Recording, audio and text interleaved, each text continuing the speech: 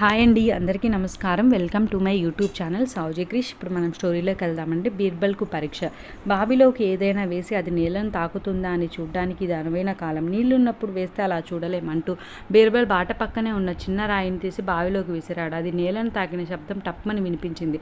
ఒక రాయికి తోడు మరొక రాయి కావాలి కదా అంటూ చక్రవర్తికి తన వేలికి ఉన్న వజ్రం పొదిగిన బంగారు ఉంగరాన్ని తీసి బావిలో వేశాడు. దాన్ని చూసిన బీర్బల్ నివ్వెరపోయి, ఒక రాయికి తోడు మరొక రాయి కావాల్సిందే, కానీ మామూలు రాయికి విలువైన వజ్రం తోడు కాజాలదు కదా అన్నాడు.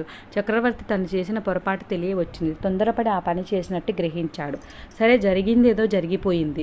ఇప్పుడు బావిలోంచి ఉంగరాన్ని బయటికి తీయాలండి, కానీ బావిలోకి దిగ్గకుండా ఉంగరాన్ని బయటికి తీయాలి అని చక్రవర్తి కండిషన్ పెట్టాడండి. ఈ కండిషన్ ప్రకారం బీర్బల్ బావిలోకి దిగకుండా ఆ ఉంగరాన్ని ఎలా తీశాడనేది ఈ స్టోరీ ఫుల్ వింటే మీకే అర్థమవుతుందండి. ఈ స్టోరీ ఫుల్ లింక్ నేను డిస్క్రిప్షన్ బాక్స్లో ఇస్తాను, తప్పకుండా వినండి. చాలా అంటే చాలా బాగుంటుందండి. లాస్ట్